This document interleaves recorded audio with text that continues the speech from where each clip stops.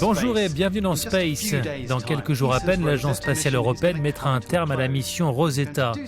Et elle le fera en beauté puisque la sonde doit s'écraser lentement et délibérément sur la comète autour de laquelle elle orbite depuis 2 ans. Nous sommes avec l'équipe qui prépare ce final spectaculaire.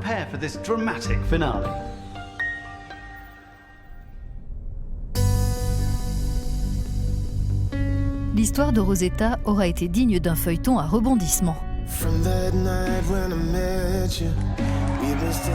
Déjà en janvier 2014, 10 ans après son lancement, la sonde surprend son monde en se réveillant d'une hibernation de 31 mois.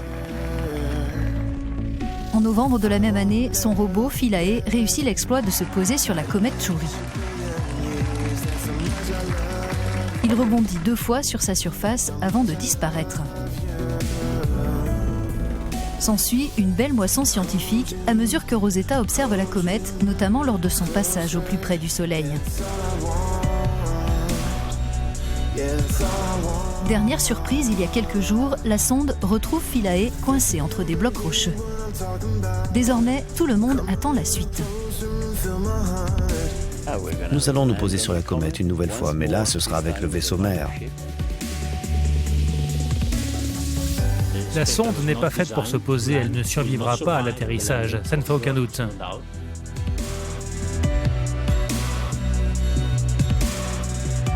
Le site retenu pour atterrir est une véritable mine d'or scientifique. Le choc fatal interviendra le vendredi 30 septembre. Ce jour-là, Rosetta entrera volontairement en collision avec la comète. Si on prend un modèle de la comète, sur la tête du canard, il y a cette région qu'on appelle MAT, ici, qui est une région assez intéressante puisque c'est une région qui est active.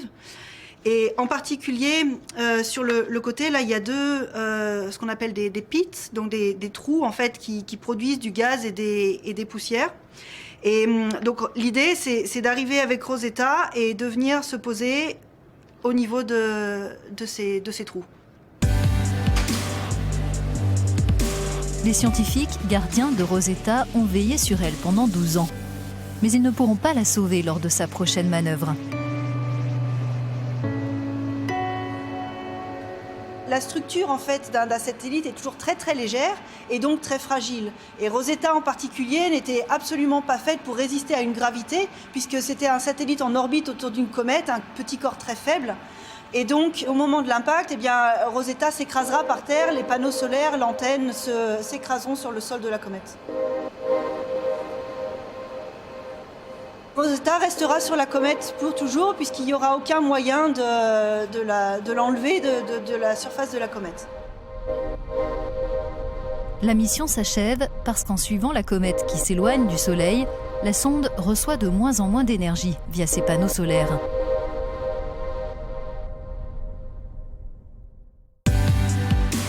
D'après ses capitaines scientifiques, la manœuvre d'atterrissage de Rosetta est une occasion exceptionnelle de collecter des données et des images jusqu'à ces derniers instants. Le scénario qu'on prévoit, se plongeant depuis une position à 20 km au-dessus de la comète jusqu'à sa surface, c'est fantastique. Ça va nous permettre de déterminer les caractéristiques uniques du coma, la chevelure de la comète, à mesure que l'on s'approche de la surface. Cette zone n'a jamais été sondée. Rosetta enverra des images en haute résolution de quelques-uns des secteurs les plus intéressants de la comète, offrant un aperçu inédit sur cet ancien bloc de poussière et de glace qui remonte aux origines du système solaire. Il y a ces régions sur toute la comète, sur son dos et sur sa tête, avec ces cratères de larges cavités qui peuvent faire des dizaines, voire des centaines de mètres de diamètre. Il y a des débris à l'intérieur. On pense qu'ils sont fondamentaux dans l'activité que l'on observe sur la comète. Les parois de ces cratères révèlent aussi des détails sur leur structure. Ce sont des informations importantes pour comprendre comment la comète s'est formée. Et nous les aurons à petite échelle, de l'ordre de plusieurs mètres ou dizaines de mètres. On veut prendre des images en haute résolution de tout ça. Donc, ce sera notre dernier objectif, observer la structure des parois de l'un de ces cratères juste avant l'impact.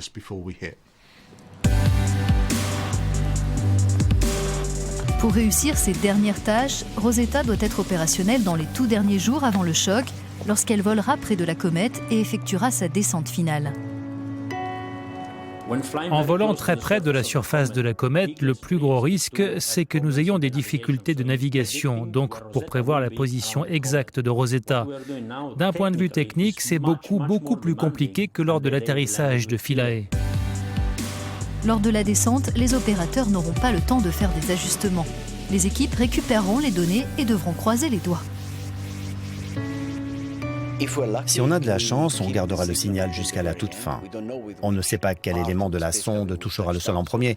Ce pourra être un panneau solaire et dans ce cas, le comportement de la sonde sera perturbé. On pourrait perdre le signal. Donc, les toutes dernières minutes seront un peu difficiles à prévoir.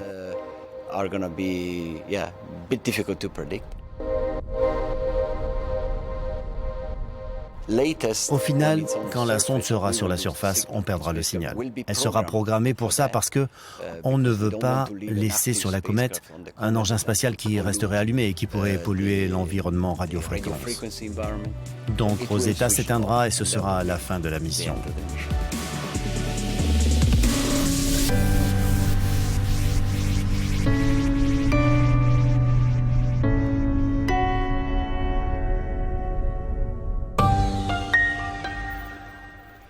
Quittons Rosetta pour faire le point sur une mission que nous suivons toute l'année, ExoMars.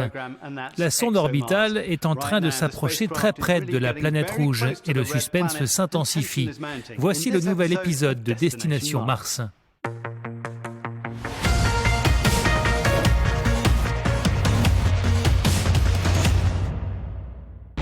Bonjour, je m'appelle Michel Denis et je suis le directeur des opérations en vol d'ExoMars.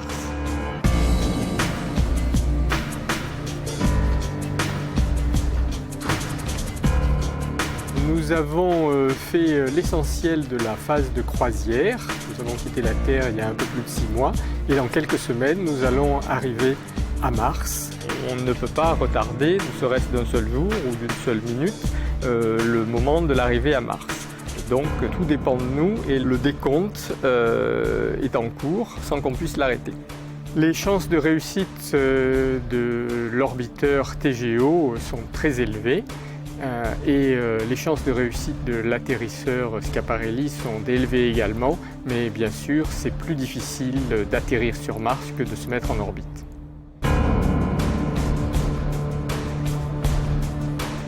Mars, c'est souvent l'aboutissement d'un rêve, c'est les grandes distances, les grands espaces, l'idée que peut-être un jour les humains iront visiter cette planète, sinon s'y installer, et bien sûr l'idée qu'il y a peut-être eu, ou qu'il y a peut-être même encore de la vie sur Mars.